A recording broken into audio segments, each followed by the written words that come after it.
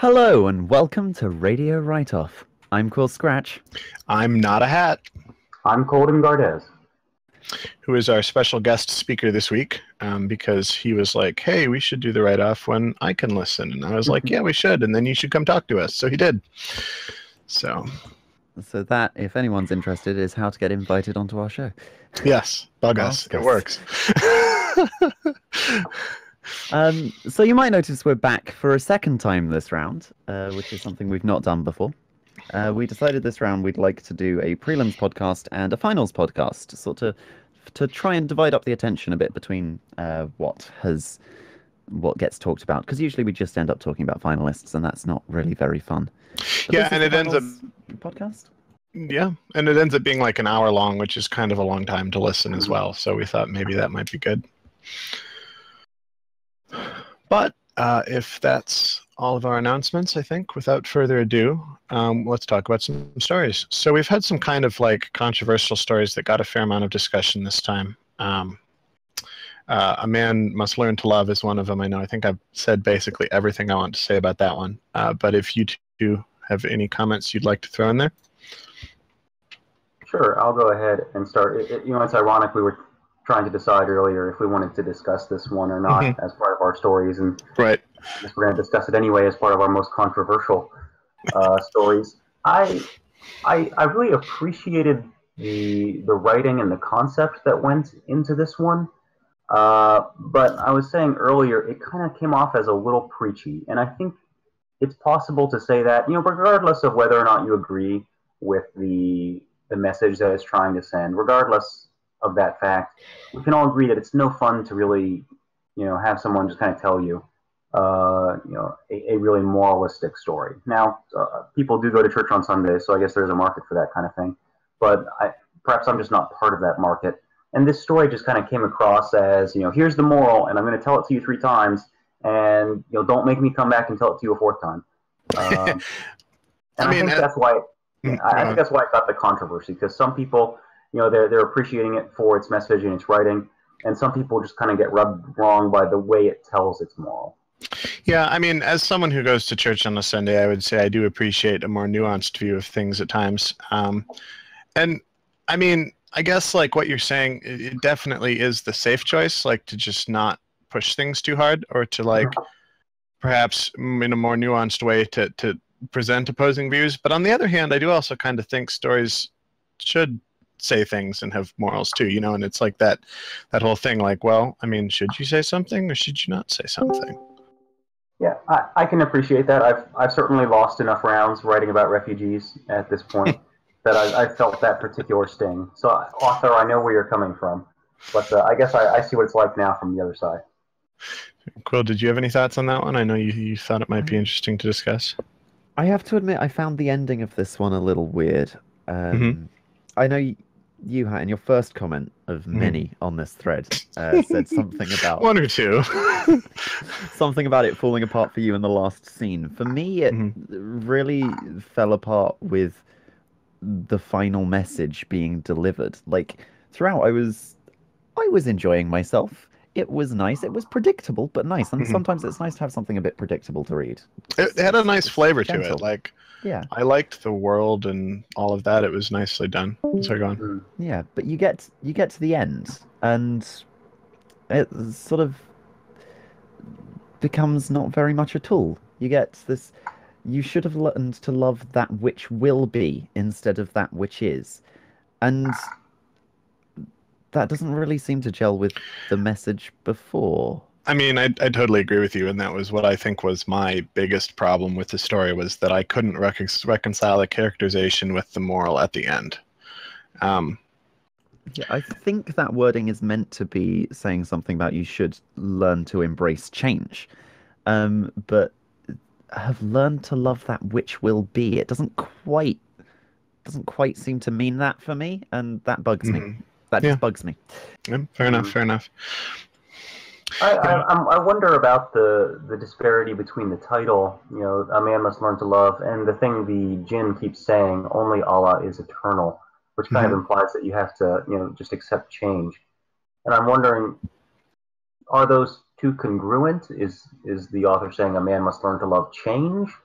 or am I just kind of misreading that, and maybe the title doesn't have much to do with the actual moral? I don't know. I have a feeling that the title is just taking a line that sounds good but is a bit iffy and making it into a title.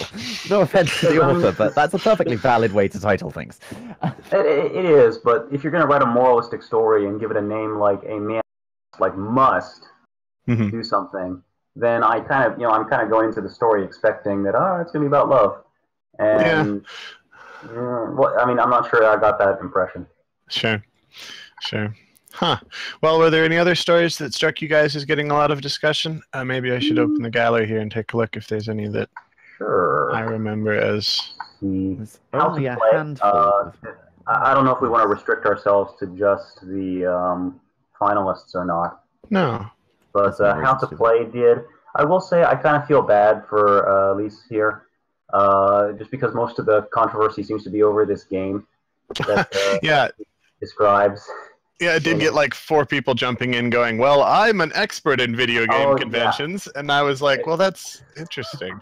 So, I restricted my comment to like, well, I liked this, but apparently some people have. Yeah, that is a writing lesson there. Be careful when you write about stuff that people are enthusiastic about, because they will fixate on that to the exclusion of the rest of your story. And then write fix about your story because it didn't line up with their headcanon. So even when, as in this case, you are an expert. Yeah. Mm-hmm. Yeah. Or like with Horizon and his thing, like, this there's an app for that.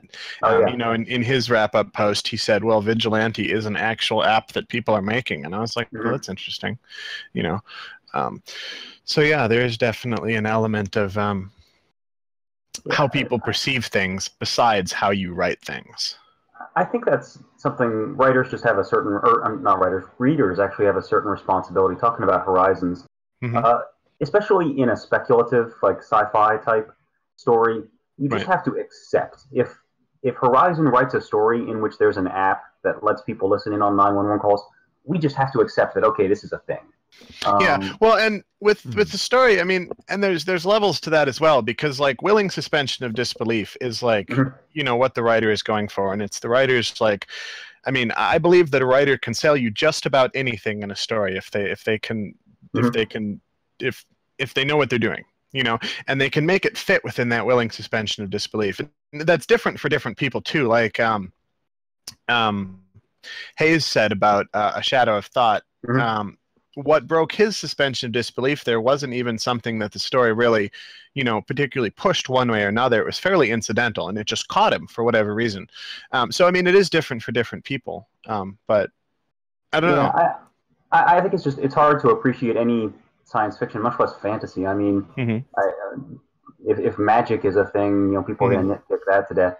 If the writer has some plot device, you generally just have to accept it. The only time that my suspension of disbelief, and again, this is a personal thing, my personal suspension of disbelief gets broken when human beings start acting in ways that I know human beings do not act.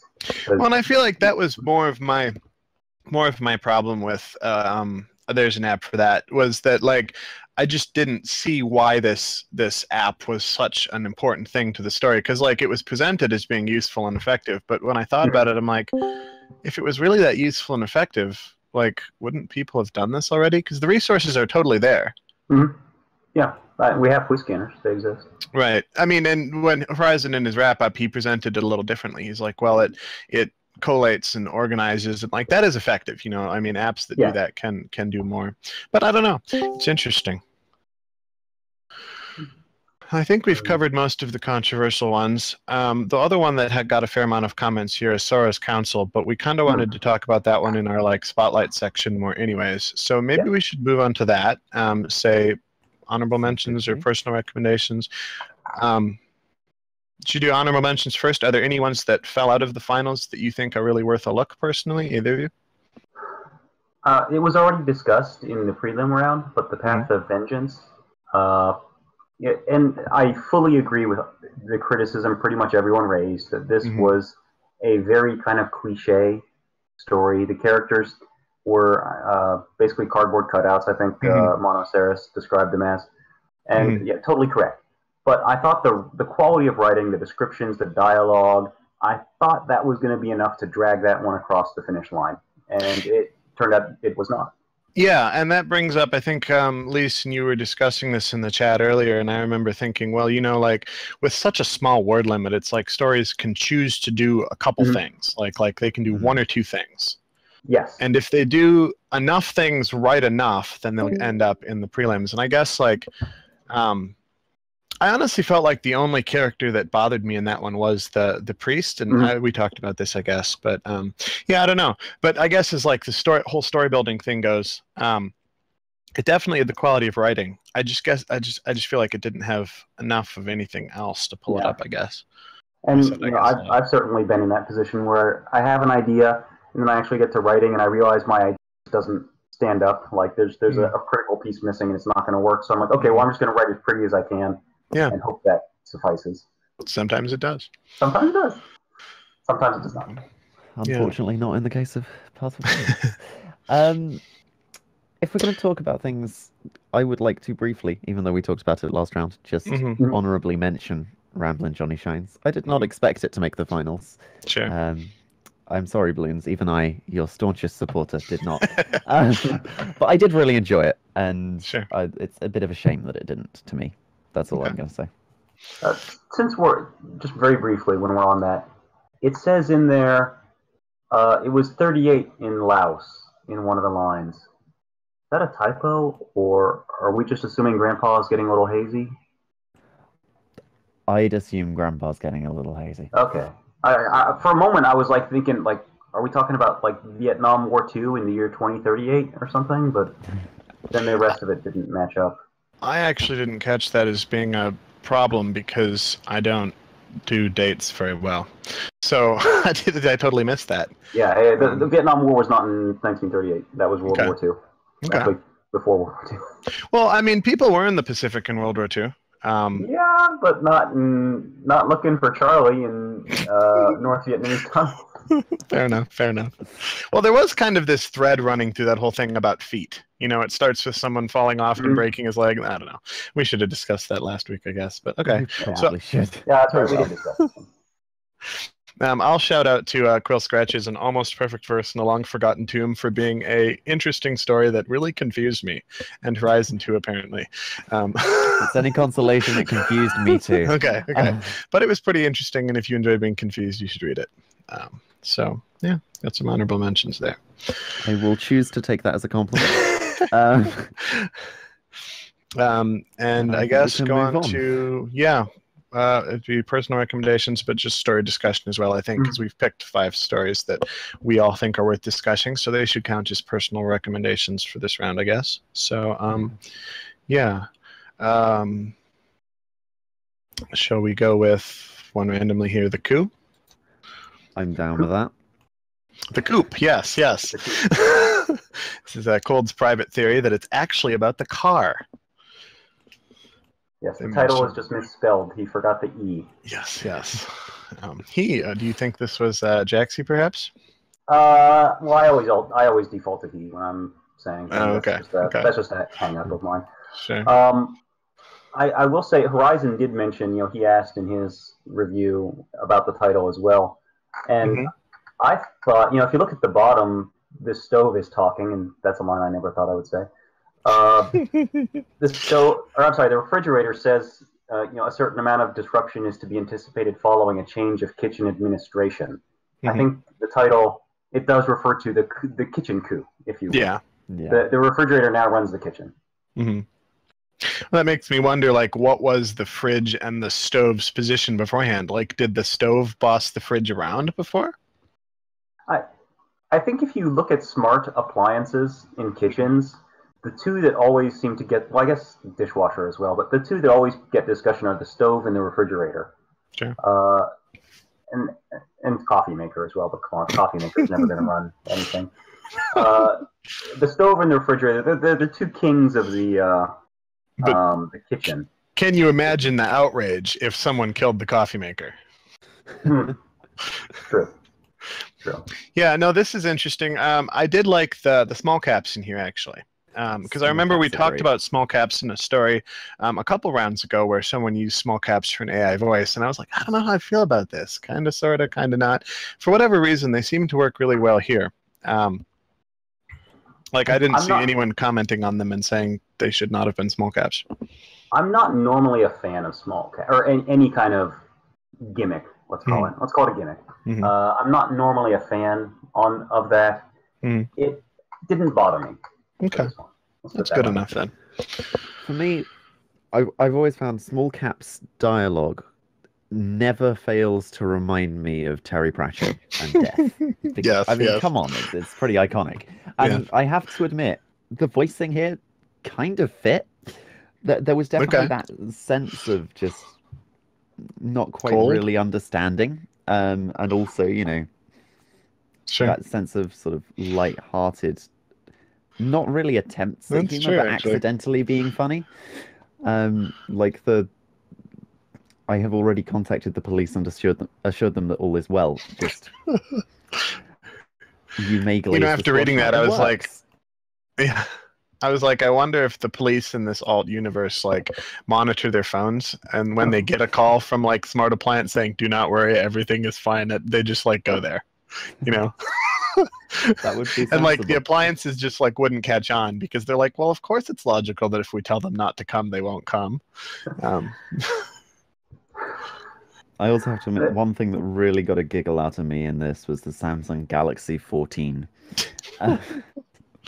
That just made me smile. Those sort of details make me smile, and I don't know why. One thing I liked about this is the way it kind of suborns all of the robot apocalypse tropes.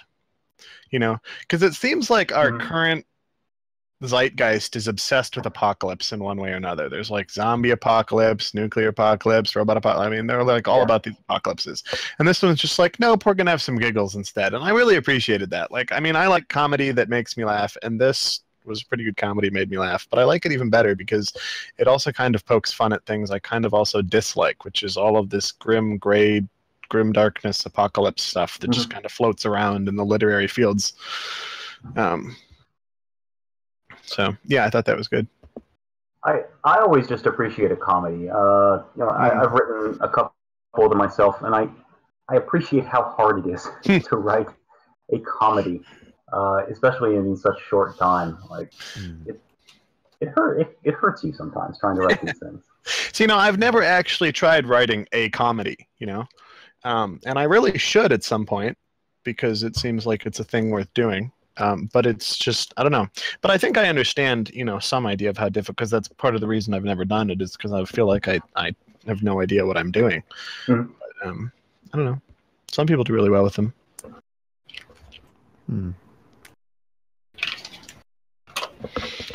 I suppose that's that one then. It seems like we've run out of things to discuss here. So, okay. How about One Step at a Time? This is the kind of horror-ish one. We got some interesting discussion. Sounds like a good bit of contrast there. Yeah. So I'd like to start by saying this one's really, really high on my slate. Okay. I really appreciated a lot of what this one did. It made me ask questions. It didn't quite give me all the answers, which is something I appreciate. It had a really, really interesting bit of world building. Like, I thought this was a great idea and something I'd love to see expanded. I don't see that often in minifics, I don't think. I felt like the ending on this one was wonderfully dark. I mean, not that I'm a particular fan of dark stories, but this one just kind of spun it just right for me, I think. Like although it was a little like blatantly, this is what is going on. And I think I commented on that. It was a little heavy-handed with that. Like it had a great ending, but you know, it made sure we got it. Like it definitely, it definitely drove it home. Well, and that's something that comes up in the write-offs is the discustion of subtlety. You know, it's that's like, true. I've said that many times, so I guess I understand where the author's coming from there. I've been in that spot where I've written a nice subtle story. I'm like, oh, this is great. People are going to have to dig for this, and they'll when they finally catch it, they'll be like, aha, that's brilliant. And then you get 15 reviews and not a single person mentions it, and you're like, darn it. Okay. Yeah. I know So that feeling. subtlety. I guess I but would encourage you, author. Subtlety is perhaps dangerous in that if you do it and people don't catch it, you have wasted all that effort. But I would also say that subtlety is also rewarding in that if you do it right and people do catch it, they will really enjoy it that much more for it. So there is a balance, a line to walk there. And it is a difficult line to walk, but I also think it's worth it. And even if no one does get it during the round, author, if you mention something subtle in a retrospective, I will appreciate it. And on the upside, you can just silently judge everyone and feel smarter than them, which is, Also fun.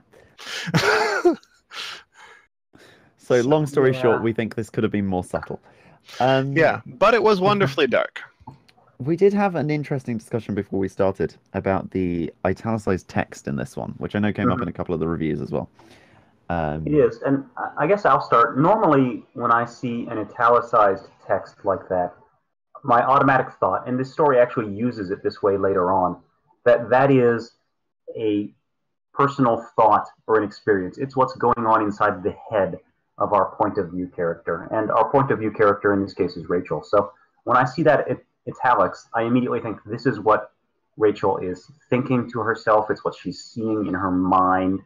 And later on, towards the end of the story, the fourth graph from the end, it's actually used in that fashion.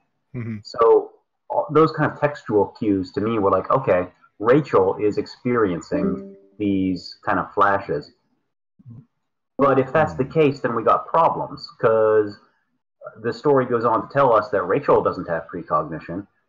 Rachel never reacts to these horrific images of her getting squished or sliced into 1,000 pieces or any of those things. It's just, you got Rachel's perspective, and then the reader is suddenly given these really horrific, and we don't really know what to do with them. And so that was my initial issue with it.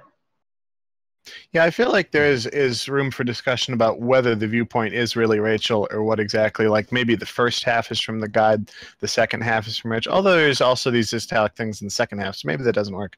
I mean, I don't know. I feel like what I'm saying as author, like this problem is not insoluble as it stands. I mean, you can broaden your perspective, you can change your character, but yeah, it is something that kind of tripped people up, it seems.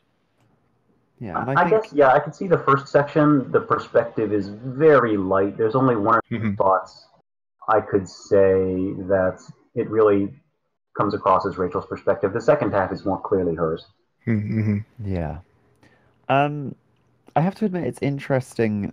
Was it you, Hat, who made the point about the whole alternate Rachel's possibility for the italicized text? Oh yeah, that was kind of after thinking back, after I made my review comment, that was kind of my take on it, was that maybe these were intended to be viewpoints of alternate reality Rachels, and so each of them dies, and then it skips to a Rachel that didn't die. And I mean, that's her realization at the end, right, is that she's not necessarily safe if this person is, experiencing alternate realities. There's nothing that means she has to be the one who makes it through correctly, which I thought was pretty good. But yeah, no, it was possible. I thought that perhaps these italicized things were supposed to be like where it switches realities on her, which, but perhaps using italics to mark that is not the best way. I think that has a lot of textual backing, but if I may make a slight suggestion to the author that might initially sound a bit stupid, if you want to go with that interpretation, if that was your intention, I would recommend ditching the M dash at the end of the italicized text. Because that way it would indicate that both paragraphs are meant to join on to the previous M dash. And that sort of abrupt, sudden ending would work a lot better than a dash. Yeah, that's a good point, I think. Perhaps also rethink the italics, but yeah. I think it needs to be flagged in some way, and the reader just needs to either understand that Rachel is the current Rachel, the one we're with right now, is not experiencing those things, or alternately make it so it's clear that she is. Just one way or the other. Right now it's a little confusing.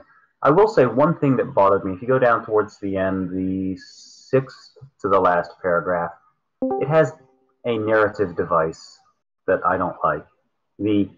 I'm going to quote here, "Then she remembered the theories." Oh boy. Like really, Rachel? Just now you remembered the theories? Well, that's probably an artifact of the person writing this story in a rush. Like, I get that. You've got an idea, you're writing the idea, you're going in hard, and all of a sudden you see what you've got to do to make this story end.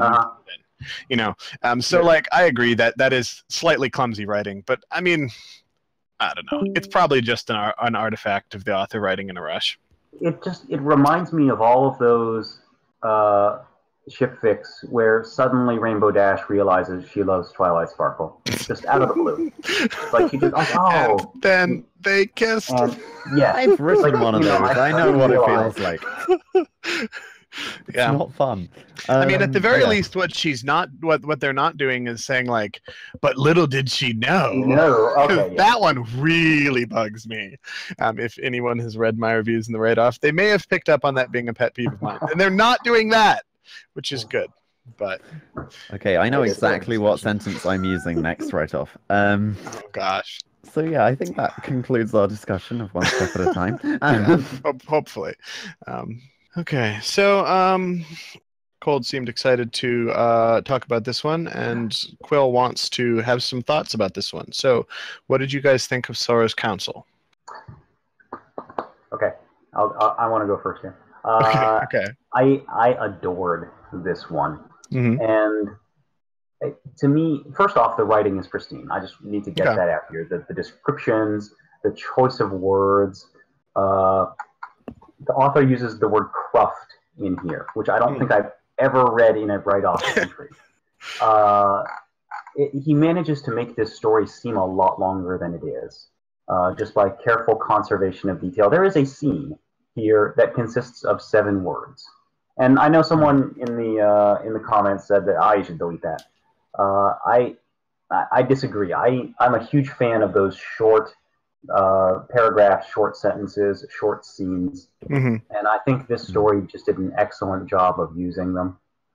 A couple criticisms, and these did not occur to me until later. Sure. I forget who mentioned it, but someone said that it's not really a character piece. Right. And by that, there's really no characterization at all. I mean, I wanted to defend this story against that charge, and then I started thinking, well, I don't even really remember the main character's name. And that's a sign that this is not a character piece. Sure. There's no, I mean, we get his motivation, if you want to call it that, but he's not really doing anything. He's just kind of, Right. Experiencing grief, and that's what the story is about. It's an allegory or a parable or a fable, whatever term you choose, about grief. And this spider is the personification of grief. At least that's the interpretation I choose. And I think that's a good one, given the title at least. I think I commented on that. And I appreciate the story for doing that so well that I was willing to overlook the fact that there's really no character. But between that and the beautiful writing, I just adored this one. And I understand why some people did not like it as much, but it just did those two things so incredibly well for me that I'm like, okay, yeah, I forgive everything else. Sure. And that is interesting to bring up. Like, I mentioned this when we were talking beforehand, but like, write-off stories are 750 words, and you can't do everything that a story can do in 750 words. Like, you just can't. Like, if you try and get in world building and characterization and deep plots and plot twists and allegory, and like, there's so many things a story can do. Like, I don't think you can do all of them in 750 words. And I think the ones that do best are the ones that either pick one thing and do it really, really, really well, or pick a couple things and do them just good enough.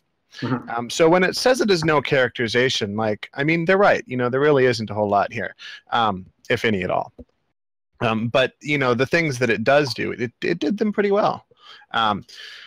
So yeah, I don't know. I feel like some of the characterization, like the whole thing of this, and I mentioned in my comment here, I felt like this was about self-destructive behaviors in some way, and like there is this kind of feeling. I think one line that kind of got me. Where was it here? He sat in the web and stared back, and like the whole thing about self-destructive behaviors, at least for me, is that like they don't make sense, But we can't really stop ourselves from doing them all the time. Otherwise, we just wouldn't do them, Like it's kind of a paradox in some ways, and so we end up feeling caught. I mean, at least I know I do. I mean, I deal with depression, and I deal with, I mean, on a smaller level, I deal with procrastination, you know, and I can sit there and think, I need to do this thing, but then I won't do it. And I'll think, I need to do this thing, but I still won't do it. And like, there's kind of a self-destructive, like, it doesn't even make sense. But the whole idea of this person being trapped, I think, did come across to me. And maybe that's not characterization so much, but the 7-word scene here you brought up, one night he left the case open. I feel like that is probably the most characterization you see of him in the piece, because it says he left the case open, so he didn't shut it. Like, that's a choice, and it's a pretty serious choice in the context of the story. And I'd say that's where most of the characterization comes in here, if there's what characterization there is. So, I mean, I don't think it should be cut either. I think it's probably the kind of the turning point of the story. I would echo that. I would say it's definitely necessary, and I think it is something you should never cut, ever. Single word scenes are my favorite. I do, however, echo, I think it was Andrew Rogue brought up the idea of cutting it. I disagree with cutting it, but I do agree that the line breaks don't gel so visually when you have a single line scene. And I would suggest just cutting all the line breaks out of this, making it all soft scene breaks. Interesting. Or maybe making some of them soft, some of them hard, just having a bit of change in there so that you could use it. Yeah. The very last break is a soft break. Yeah, definitely. So it would be good to have some change there, just so you don't have that double line break in your face while you're reading this, because that's just not pleasant. Sure, yeah. But that said, I just love the single line scene too much. Actually, I mean, I mentioned, I think in a review on Film Fiction, I once wrote something about single line chapters being a huge turn on for me. Did you read Twilight Sparkle Reads a Book? I don't think I did. Okay. Yeah, that's a different discussion, but it was all single line chapters. It was totally a troll fic, though. I mean, totally a troll fic. But yeah. But yeah, this does that whole single line scene or single line chapter technique about as well as I have ever seen it done. Yeah. And the only other place I've seen it as well done is in Methods of Rationality, come to think of it. Okay. Which uses it to great effect, given all of the other chapters are like 20,000 words long each. Interesting. And then there's just like right at the end. It's the turning point of that. It's the turning point of that story as well, which is why I briefly bring that up. Okay. I think using single line scenes and single line chapters as like just okay, you've had your fun. Now let's turn your focus solely to this one thing, this one tiny detail that shouldn't be important if you just take the sentence on its own, but if you give it all the importance of a single scene all to itself, and obviously the context of the story as well, then yeah, it means so much and it becomes a huge moment for the story. And I think it's a fantastic technique used brilliantly here. Sure. Well, shall we move on? I think we have Brother's Keeper and Perspective left. Brother's Keeper, if you don't mind, go for it. We'll just go with that one. This falls into that dreaded category when I'm trying to review that it was well written, but, and then you're just like, well, but what? You know, I mean, it was a decent story.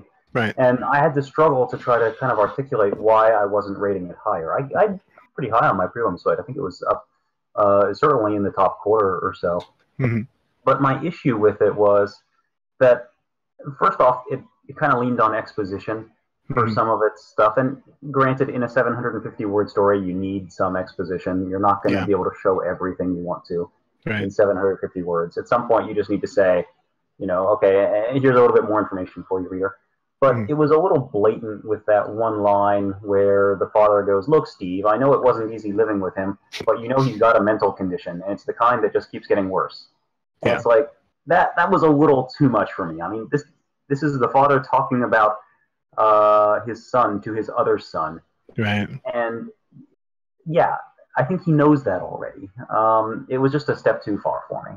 I think you could have done that with like an internal monologue on the brother's part or some other device aside from just, kind of, as you know, Bob, device that was so popular in post-World War II literature, but nowadays is seen as very clumsy telling.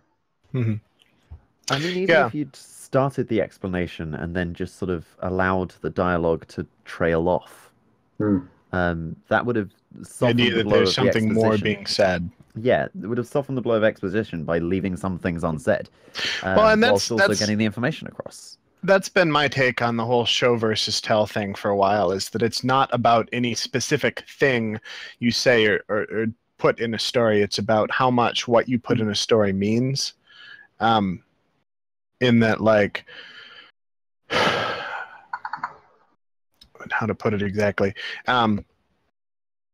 Like, it's not the fact that what's in here is being said is a problem. It's the fact that what's in here is being said and it's not saying any more than it's saying, if that makes any sense.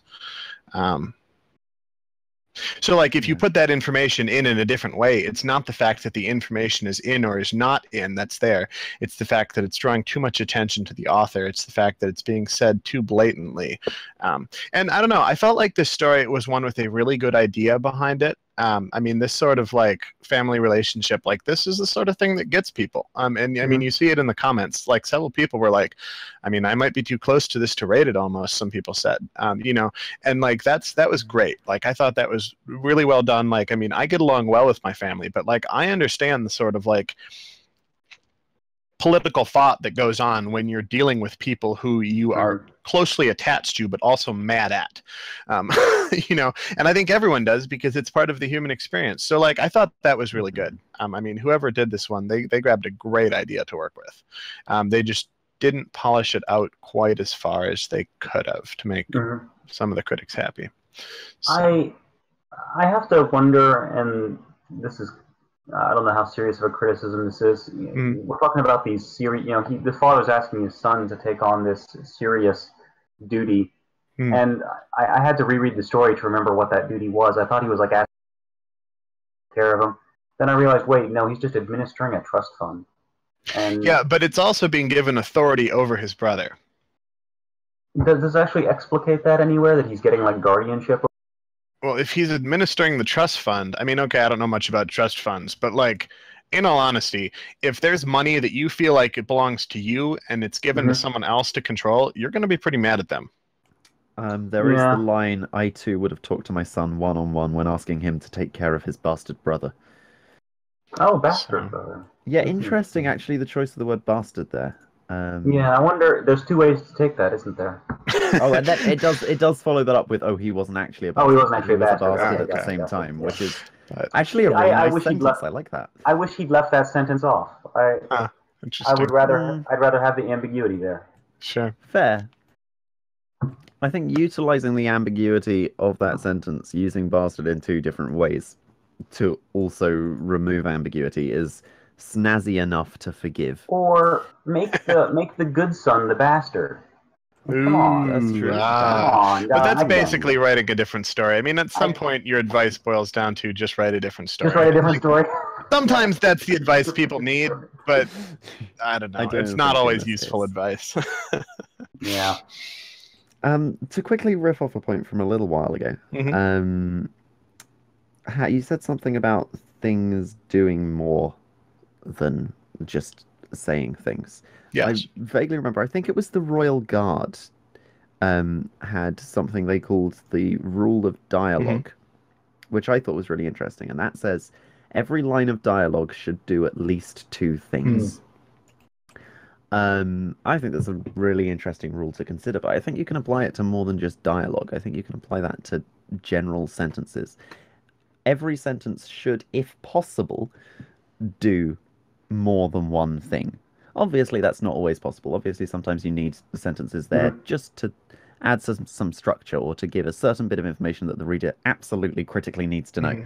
But if it's possible to do that whilst also doing something else, well, I think it's always a good idea to I mean, I agree with you, and this kind of delves into my like theory of literature here, which is like just me making random crap up. But my take on like art is like, and I actually read an interesting article on this just a little while ago.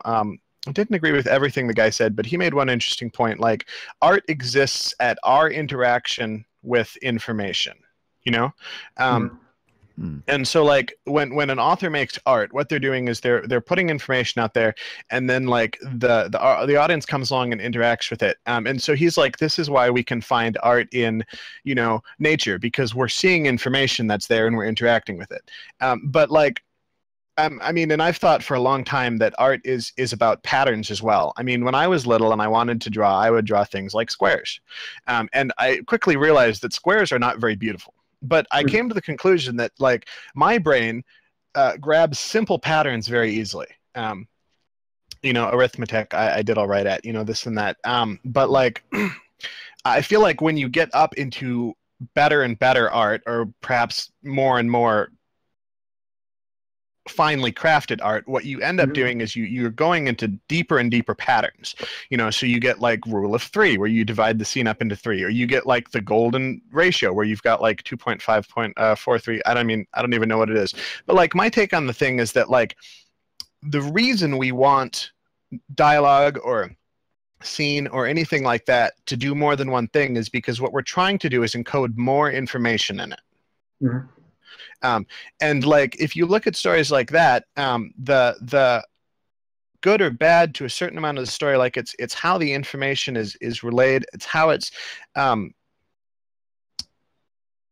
encoded. It's like, so like when I say, like, stories should pick something and do it really well, like, if there's a lot of information packed into a small amount of words, it's going to have a more impact on us than a small amount of information into a large amount of words. So I don't know. That's just kind of my random theorizing, and I don't know if it actually ties back into the point very strongly. But I think it has to do with information and how we interact with information in stories. And like, I feel like the whole show versus tell, or that dialogue rule, I feel like there's simplifications of these principles, which is, I guess, why I brought that up. Maybe not. This is just my theories of literature. Yeah, I think you do have to balance a line with information density, though. Yeah. Well, I mean, that's why I don't like Joyce. If you go too far, you get Finnegan's Wake. I mean, that's why I don't like Joyce. Like, I will not argue that point at all.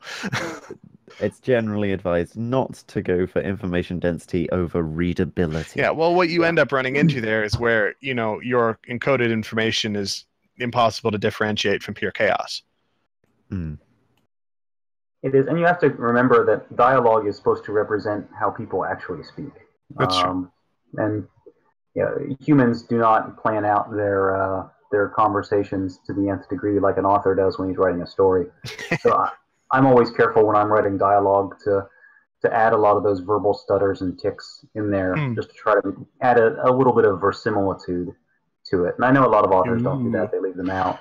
Good words. They say, oh, you shouldn't include those things. But I always feel it's better to make dialogue seem realistic and try to compromise on the amount of information it provides, rather than just go with using dialogue straight as a narrative tool. Interesting.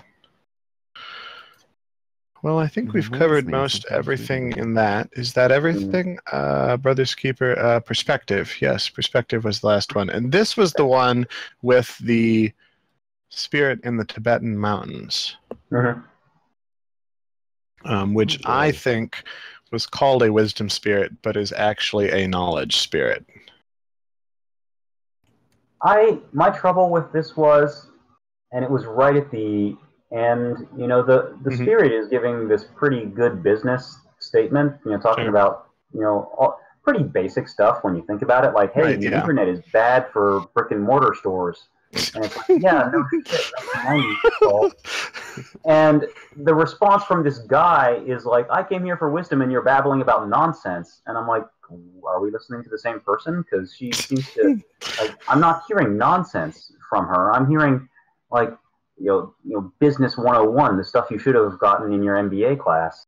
It really threw me. And I hate to mark down a story for just one little slip like that, but otherwise, this one was so well written that it was like, you know, it's like you get this great meal in a restaurant and suddenly there's a fly in it, and you're like, well, that kind of ruins my experience. Sure, yeah. Did you guys feel the same way? I mean, I agree with that. I feel like what actually happened there was that the writer was going for more emotional depth. You know, what they wanted was some anguish and stuff going on here, and that's not necessarily a bad idea. I just feel like they did it too fast. For they didn't foreshadow it enough, or they didn't take long enough actually writing it, or I mean, use enough words actually writing it, or like whatever it comes down to. It's just it wasn't that the line was necessarily out of place. It was that it gave people whiplash because it happened too fast. Is my take on it, because like Horizon said, it feels like the guy is rejecting this for emotional reasons, you know. And I mean that seemed about right to me. Yeah. Besides, I guess I do have the whole thing about like this story seems to be making points about wisdom not bringing happiness, and this person being a spirit of wisdom. But I feel like in the end, it's misrepresenting its own points in that way. So I don't know. It's hard to tell what the author intended to, I guess. Maybe I missed some clever subversion. Speaking of subversion, it seemed to be attempt ancient man, and you show up and it's actually this angsty teenage woman. Not angsty, I guess. She seems pretty That's happy. true. Yeah. But I think it's to this story's misfortune that Doctor Strange came out like this weekend, which did literally the exact same thing with the Ancient One, who this is comic nerd stuff, but he used to be this really old Asian dude, the kind of typical, long pointy beard kind of stuff. Right. And they said, we're going to go with a hot woman for our main lead. And then this story did literally the exact same thing. And it's like, is that coincidence? Is that this one did it first, didn't it? Well, they've been working on the movie for a while. It's true, I guess. Although Horizon makes the point that Neil Gaiman did it before either of them, but so it's not really original in that case. But it just it felt like a little overdone to me. Okay, I get it. The Ancient One's actually a woman. Oh, it's subverting my. Seemed a little cute. Yeah, a little cute. Let's go with that. Fair enough. Interesting. Huh. Okay, well, we've covered all the stories we were going to cover, I think. Do any of you want to give a crack at author guessing? I'm gonna bite my tongue on this because I hate it. My stories. Fair enough. I'm really bad at it. I mean, we could just throw a dart here and probably hit one of Cap Jaxie's, but you got a 1 in 5 chance of getting one of his stories. Yeah. So. Okay, well, we'll skip that. And then I think that is actually the entire podcast. Yeah, I think that does cover everything. So thank you for joining us, Cold and Gardez. I don't know. We'll have to ask people what they thought of going at this time of day. Afterwards, we'll have to ask them what they thought. It seems like we have more people show up than last time. I don't know if that's the time of day or what. But we may continue at this spot if it seems like people enjoy it. We may have more guest speakers if other people want to guest speak too. So I appreciate the opportunity. Thank you for inviting me out here, and thank you to Quill for accommodating his schedule to take Japan time zones into account. Indeed. It's no problem. If it's any consolation, I have now called in sick for tomorrow's work because I'm feeling a bit awful. So I can actually sit around to chat after this podcast. That is good news, though. And with that, this has been Radio Writeoff. I think I'll sign us off the air here. Have a good evening, everyone. Thank you for listening.